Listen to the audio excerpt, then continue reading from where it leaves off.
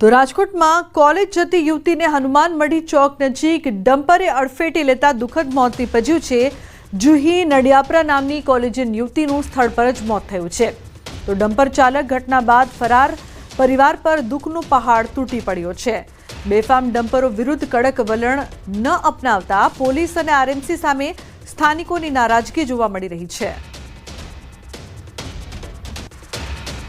અકસ્માત સર્જનાર ડમ્પર અંગે ખુલાસો થયો છે। આરએમસી કોન્ટ્રાક્ટરના GJ36T0197 નંબરના ડમ્પરે અકસ્માત સર્જ્યો હતો। વાહન ધીરજબા જયપાલસિંહ ગોહિલના નામે રજીસ્ટર્ડ છે। આ સમગ્ર મામલે ગાંધીગ્રામ પોલીસે વધુ તપાસ શરૂ કરી છે। આવી બને પણ જ્યારે આપણી ઉપર આવે ત્યારે ખરેખર પ્રતિબંધ હોવો જોઈએ। વાહનમાં કાળજાના કટકા છીનવાઈ જાય। આરએમસી ની કેટલી મોટી બેદરકારી, બધાયની આમાં તો બધાયનો ગુનો લાગુ પડે કે આ વાહન જ્યારે સ્કૂલનો ટાઈમ હોય આવા ટાઈમે ન રહેવો। ડમ્પરની અડફેટે આવતા જે છે એક વિદ્યાર્થીનું મોત થયું છે। અહીંયા માતાની હાલત જોઈ શકાય છે। એમનો પરિવાર છે તે જે રડી રહ્યો છે, આક્રંદ જોવા મળી રહ્યું છે। હાલ આપણી સાથે અહીં પરિવારજનો છે। બેન, શું આખી ઘટના બની હતી? મારી દીકરી કોલેજે જતી હતી, પછી એક્સિડન્ટ થયું, ટાયર માથામાં ભરી ગયું। કોલેજે જતી હતી કંસાગ્રામાં, અહીંયા શીતલપાક ચોકડી હતી, બજરંગવાડીમાં રહી। સિવિલ હોસ્પિટલ બહાર જે આક્રંદના દ્રશ્યો જોવા મળી રહ્યા છે। આપ દ્રશ્યોમાં પણ જોઈ શકો છો કે જે અત્યારે પરિવાર છે તે ધ્રુસકે રડી રહ્યો છે। પરિવાર છે તે શોકમગ્ન બન્યો છે। હાર્દિક જોશી, ન્યૂઝ 18 ગુજરાતી, રાજકોટ। રાજકોટમાં હચમચાવી નાખે તેવો બનાવ સીસીટીવીમાં કેદ થયો છે। બોલેરો જીપથી હત્યાનો પ્રયાસ સીસીટીવીમાં કેદ થયો છે। કુવાડવા રોડ પોલીસ સ્ટેશનમાં ફરિયાદ નોંધાઈ છે। નવાગામ આણંદપર ગામે રહેતા નરેશ ઠાકોર નામના વ્યક્તિ વિરુદ્ધ ફરિયાદ કરવામાં આવી છે। ગભરુ સાસકિયા નામના વ્યક્તિએ નોંધાવી છે ફરિયાદ। ગભરુના ભાઈ શૈલેષભાઈ અને નરેશ ઠાકોર વચ્ચે અગાઉ પણ બોલાચાલી થઈ હતી। વાહન અડકવા જેવી બાબતે બોલાચાલી થઈ હતી। જૂની બોલાચાલીની અદાવત રાખીને હત્યાનો પ્રયાસ કરવામાં આવ્યો છે।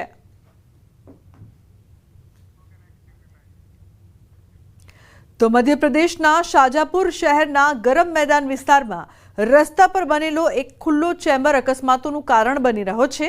વરસાદ દરમિયાન જ્યારે અહીં પાણી ભરાઈ ગયું હતું ત્યારે અલગ અલગ ઘટનાઓમાં બે બાઇક સવારો આ ખાડામાં પડી ગયા હતા। ઘટનાના બે સીસીટીવી વિડીયો પણ સામે આવ્યા છે। ખાડામાં પડેલી આ બાઇક નગરપાલિકાની બેદરકારી છતી કરી રહી છે, જેમાં તમે જોઈ શકો છો કે કેવી રીતે આ બાઇક સવાર રસ્તા પરથી પસાર થતી વખતે અચાનક આ ઊંડા ખાડામાં પડી ગયો। પહેલી ઘટનામાં પીપલિયા ઇન્દોર ગામના રહેવાસી બાલુસિંહ નામનો યુવાન તેની બાઇક પર પસાર થઈ રહ્યો હતો ત્યારે તે બાઇક સાથે ખાડામાં પડી ગયો। નજીકમાં હાજર લોકોએ તેને તાત્કાલિક ખાડામાંથી બહાર કાઢ્યો। આ ઘટનામાં યુવાનને માથા અને ગરદનમાં ગંભીર ઈજાઓ થઈ હતી। આ દરમિયાન સ્કૂટર ચલાવતો શાહરૂખ મંસૂરી નામનો યુવાન પણ આ ખાડામાં પડી ગયો, જો કે સદનસીબે તેને કોઈ ઈજા થઈ ન હતી। આ ઘટના તંત્રની કામગીરીની પોલ ખોલી રહી છે।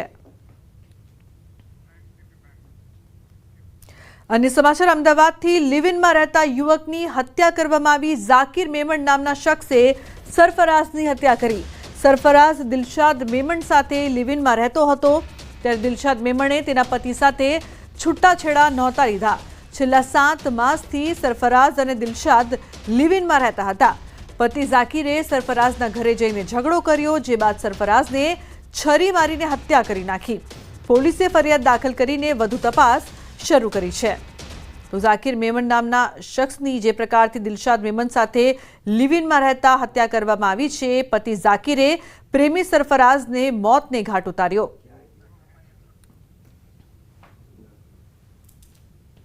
કોઈ નહીં રહેતું, ભાડવત જ રહેતા હતા એ લોકો।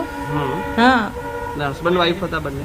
હા, ના, એના હસબન્ડ નથી, એના હસબન્ડ તો બીજો હતો।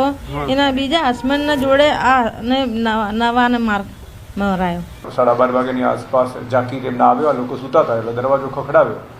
દરવાજો ખોલીને જોયું તો ઝાકીર હતો, એને હાથમાં છરી હતી અને એણે ગાડાગાડી બોલાચાલી કરી એટલે જે મરણ જનાર છે સરફરાઝ એને ધક્કો માર્યો, પડી જતા એને છરીના ઘા કર્યા અને પછી એને લોહી વધારે નીકળી જવાથી એનું મોત થયેલ છે।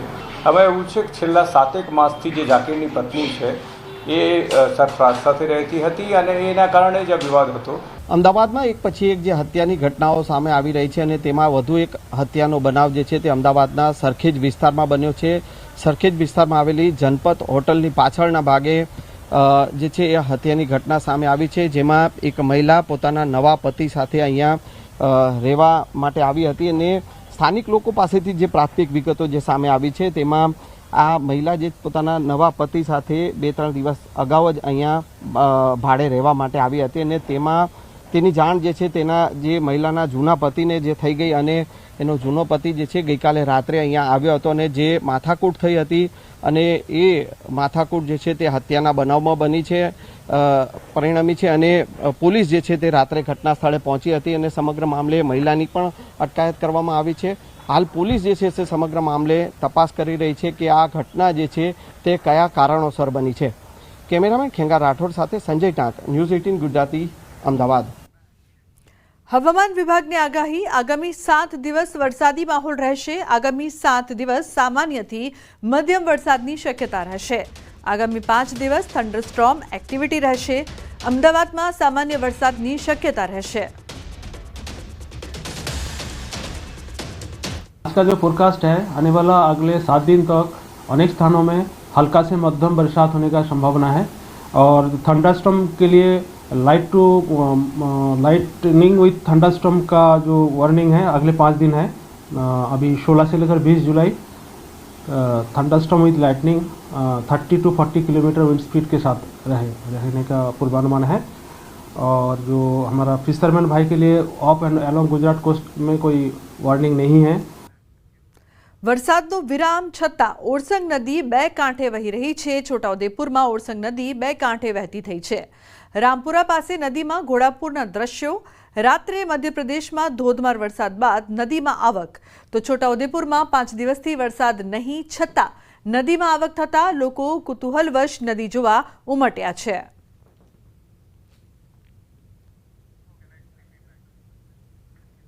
નિયમ ભંગ કરનાર સામે આરટીઓની લાલ આંખ. સ્કૂલ વાન રિક્ષા સામે કાર્યવાહી.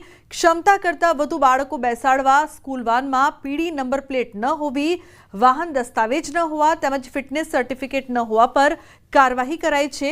17 સ્કૂલ વાન ડિટેન કરવામાં આવી છે. તો 85 મેમો આપવામાં આવ્યા છે તેમજ 6.50 લાખનો દંડ વસૂલ કરવામાં આવ્યો છે. ઉલ્લેખનીય છે કે નિયમ ભંગ કરનાર સામે આરટીઓ લાલ આંખ કરી રહી છે. ખાસ કરીને જે અમદાવાદ આરટીઓની સ્કૂલ વાન છે અને રિક્ષાઓ છે જે નિયમોનો ભંગ કરે છે તેમની વિરુદ્ધ કાર્યવાહી કરવામાં આવી રહી છે. તો નિયમ ભંગ કરનાર સામે કાર્યવાહી કરવામાં આવશે. 17 સ્કૂલ વાન ડિટેન કરવામાં આવી છે કે જેઓ નિયમોનો ઉલ્લંઘન કરી રહી હોય. તો 6.5 લાખનો દંડ પણ વસૂલ કરવામાં આવ્યો છે. હાલમાં જે લાસ્ટ વીકમાં ટોટલ 38 દિવસે ચેકિંગ થઈ રહ્યું છે. લાસ્ટ વીકમાં શાહીબાગ પાસેની તમામ સ્કૂલોનું ચેકિંગ કરવામાં આવ્યું હતું. તેમાં ટોટલ 17 મેમો બનાવવામાં આવ્યા હતા અને 1,10,000ના ચલણ ઇસ્યુ કરવામાં આવેલા છે અને આગળ પણ આ કાર્યવાહી ચાલુ જ રહેવાની છે.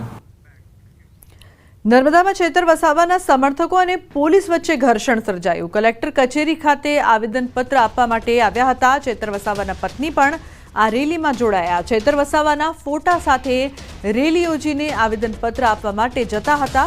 પોલીસની તાનાશાહી નહીં ચલેગીના નારા પણ લગાવ્યા. તો રેલી યોજીને આવેદનપત્ર આપવા માટે જતા હતા તે સમયે જે પ્રકારથી આ સમગ્ર ઘટના બની છે, ચેતર વસાવાના સમર્થકો અને પોલીસ વચ્ચે ઘર્ષણ સર્જાયું છે. તો કલેક્ટર કચેરી ખાતે રેલી યોજીને વિરોધ નોંધાવવામાં આવ્યો. ચેતર વસાવાના પત્ની પણ આ રેલીમાં જોડાયા હતા. તો રેલી યોજીને આવેદનપત્ર આપવા માટે તેઓ જઈ રહ્યા હતા. ચેતર વસાવાના સમર્થકો અને પોલીસ વચ્ચે બોલાચાલી બાદ ઘર્ષણ સર્જાયું હતું. ઉલ્લેખનીય છે કે નર્મદા કલેક્ટર ખાતે તેઓ આવેદન આપવા માટે જઈ રહ્યા હતા. દીપક જોડાયા છે વધુ માહિતી આપવા માટે. દીપક, શું વધુ વિગતો પ્રાપ્ત થઈ રહી છે સમગ્ર મામલે? બિલકુલ, ખાસ વાત કરીએ તો જે ચેતર વસાવા છે જે લાફાકાંડમાં અત્યારે જેલમાં છે અને જે સંજય વસાવા જે છે એમને તે ફરિયાદી છે તે ફરિયાદી ફરિયાદ કર્યા બાદ ચૈતર વસાવા અત્યારે જેલમાં છે અને જેમના વકીલ છે જેમને જામીન પણ માંગ્યા હતા રાજપીપળા ડિસ્ટ્રિક્ટ કોર્ટમાં, પરંતુ જામીન નામંજૂર થયા હતા. હાલ જે ચૈતર વસાવાના સમર્થકો છે મોટી સંખ્યામાં ડેડિયાપાડા સાગબારાના અને તેના જે ચૈતર વસાવાના બે પત્ની છે તેઓ જિલ્લા કલેક્ટરને આવેદનપત્ર આપવામાં આવ્યા હતા. તે દરમિયાન આજે મોટી સંખ્યામાં સમર્થકો હોય જેને પોલીસે રોકતા પોલીસ સાથે તૂટુ મેમણના દ્રશ્યો પણ સર્જાયા હતા. એટલે જે ચૈતર વસાવાના બંને પત્ની અને એમની માંગ છે કે વહેલી તકે ચૈતરને છોડી મૂકે અને ચૈતર સાથે જે અન્યાય થયો છે તે બાબતે પણ સ્પષ્ટતા કરે. ત્યારે કલેક્ટરને આવેદનપત્ર હાલ તો આપી દેવામાં આવ્યું છે અને જે સમર્થકો છે તે જે સમર્થકો જે પોલીસ અને જે સમર્થકો સાથે પોલીસ સાથે તૂટુ મેમણ થયું હતું. પરંતુ વાત કરીએ તો જે ચૈતર વસાવા સામે જે ફરિયાદી સંજય જે વસાવા છે જેઓ એક પડકાર પણ ફેંક્યો છે કે જે ચૈતર વસાવા છે જેઓ પોતે માફી માંગી લે તે બાબતે એક પડકાર ફેંક્યો છે, પત્ર લખ્યો છે, જેને લઈ આજે ચૈતર વસાવાના સમર્થકો છે જે ઉશ્કેરાયા હતા અને ઉશ્કેરાયા બાદ કલેક્ટર ઓફિસે આવેદનપત્ર આપવા પહોંચ્યા હતા. જી બિલકુલ દીપક, આભાર સમગ્ર માહિતી બદલ.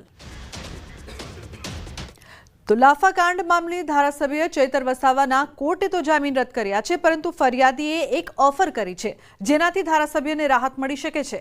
તાલુકા પંચાયતના પ્રમુખ સંજય વસાવાએ પત્ર લખ્યો છે કે મારી સાથે જે થયું એ અને સાગબારાના પ્રમુખ ચંપાબેન વસાવા સાથે જે કર્યું તે અંગે ચૈતર વસાવા જાહેરમાં માફી માંગે તો હું કેસ પાછો ખેંચવા તૈયાર છું. જોકે ફરિયાદી સંજય વસાવાએ પત્ર લખવાની વાત પર ખુલાસો કર્યો.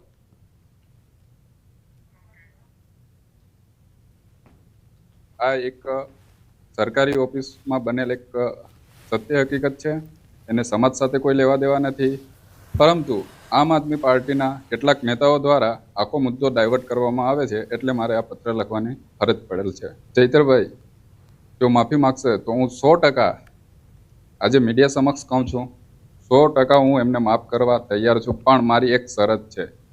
અમારા મહિલા આગેવાન તાલુકા પંચાયતના પ્રમુખ શ્રીમતી ચંપાબેન વસાવાનું જે અપમાન અને ગાળાગાળી કરવામાં આવી છે, તો મારી માતા બહેનો દીકરીઓની વચ્ચે આવે ચૈતરભાઈ અને માફી માગે, હું તે જ મિનિટે આ કેસ પરત ખેંચવા તૈયાર છું. એ વિષયને લઈને જો ચૈતરભાઈ વસાવા જાહેરમાં આવીને માફી માગશે તો હું તે જ મિનિટે એમને માફ કરવા તૈયાર છું. તો વડોદરા પાલિકાની દબાણ શાખાની ટીમ આવી છે વિવાદોમાં. 3 ડમ્પર ભરી જપ્ત કરેલી મૂર્તિઓ અટલાદરા ખાતે કચરામાં ફેંકતા વિવાદ થયો છે. છાણી ટીપી 13 વિસ્તારમાંથી મૂર્તિકારોની મૂર્તિઓ જપ્ત કરી હતી. સામાજિક કાર્યકરોએ ઘટના સ્થળ પર જઈને પાલિકા વિરુદ્ધ રોષ વ્યક્ત કર્યો છે. અટલાદરાના સ્થાનિક યુવાનોએ ભગવાનની મૂર્તિઓને કચરામાંથી કાઢી યોગ્ય નિકાલ કર્યો છે. તમારે એક રોડ રસ્તા બનતા નહીં, ગટર બનતી નહીં, કશું થતું નહીં. જે લોકો મૂર્તિ બનાવતા હતા, જે મૂર્તિ બનતી હતી આવનાર ગણપતિ ઉત્સવ માટે, એ મૂર્તિઓ તમે લાવીને જે રીતે ડમ્પ કરીને કચરાપેટીમાં, એ પણ ડમ્પિંગ યાર્ડમાં કચરાપેટીના જ્યાં નાખે છે એમાં તમે ભગવાનને નાખ્યા છે. વડોદરા મહાનગરપાલિકા દ્વારા 3 ટ્રક ભરીને ગણપતિ દાદાની મૂર્તિઓ લઈને આવ્યા છે અને આ મૂર્તિઓ એવી જગ્યાએ નાખી છે જ્યાં લોકો ઊભું રહેવાનું પસંદ નથી કરતા. રાજકોટમાં રતનપરમાં વિદેશી વિદ્યાર્થીઓની માથાકૂટ. મારવાડી યુનિવર્સિટીના વિદેશી વિદ્યાર્થીઓ પર આરોપ છે. સમગ્ર મામલે રતનપર ગામના લોકો પોલીસ કમિશનર કચેરી ખાતે પહોંચ્યા છે. તો નિવૃત્ત આર્મીના જવાનો સાથે ગઈકાલે આફ્રિકન વિદ્યાર્થીઓએ કરી હતી માથાકૂટ. પોલીસ અને તંત્ર ખબર છે છતાં કોઈ કાર્યવાહી ન કરતું હોવાનો પણ આક્ષેપ. અગાઉ પણ મારવાડી યુનિવર્સિટી વિદેશી વિદ્યાર્થીઓને લઈને વિવાદોમાં આવી ચૂકી છે. જો મારવાડી યુનિવર્સિટી વિદેશી વિદ્યાર્થીઓને રાખવા જ માંગતી હોય તો કેમ્પસમાં જ વ્યવસ્થાઓ કરે, નહીંતર આગામી સમયમાં કોંગ્રેસ આંદોલન કરશે.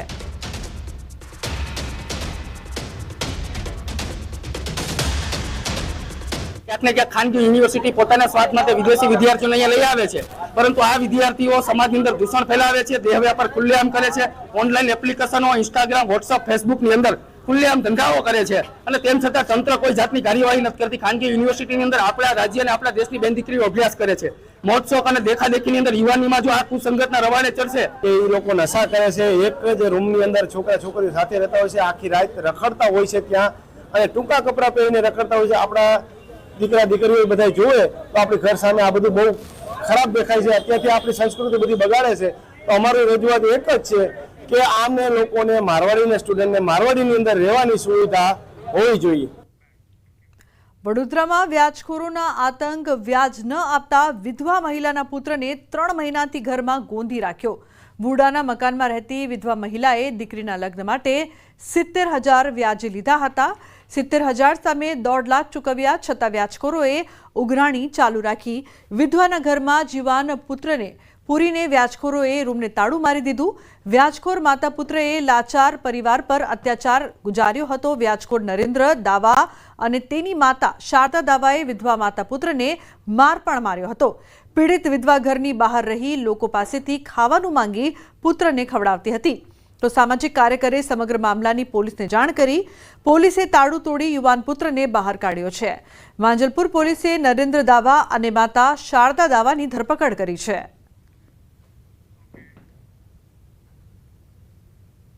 10,000 વ્યાજ આપું છું મહિનાનું. હમણાંનું વ્યાજ નહીં આપ્યું એટલે હવે હા 4 મહિનાનું વ્યાજ નહીં આવ્યું ને એટલે આવું કર્યું. એને મને મારા છોકરાને તો પૂરી જ રાખ્યો. મેં તો બહાર જ હતી. હું તો મારી બેનને ઘેર ગઈ હતી ત્યારથી એને તારું મારેલું છે. મને ચપ્પલે મારે. હજુ મને છાતીમાં બી દુખાવો થાય છે. મને ચપ્પલે મારી હતી તે. ફરિયાદીનો જે માનસિક રીતે દિવ્યાંગ દીકરો છે એને ઘરમાં પૂરીને બહાર તાળું મારી દીધું. તો આ મુજબની ફરિયાદ રમીલાબેન બજાણિયાની આજે માંજલપુર પોલીસ સ્ટેશનમાં દાખલ થયેલી છે.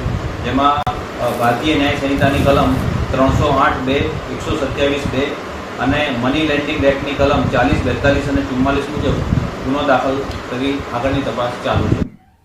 તો વ્યાજ ન આપતા જે પ્રકારથી માતા અને પુત્ર પર અત્યાચાર ગુજારવામાં આવ્યો, 70,000 જે વ્યાજ લીધું હતું તેની સામે 10,000 મહિને આ મહિલા આપતી હતી. 4 મહિનાથી વ્યાજ ન આપતા આ ત્રાસ ગુજારવામાં આવ્યો છે. વ્યાજખોર માતા પુત્રની ધરપકડ કરવામાં આવી છે. વડોદરામાં વ્યાજખોરોનો આતંક છે તે સતત વધી રહ્યો છે, જે બાદ હવે આ મામલે પોલીસ દ્વારા વધુ કાર્યવાહી કરવામાં આવી છે. તો વ્યાજ ન આપતા ઘરમાં પુત્રને ગોંધી રાખ્યો હતો. વિધવા મહિલા પર પણ અત્યાચાર ગુજારવામાં આવ્યો.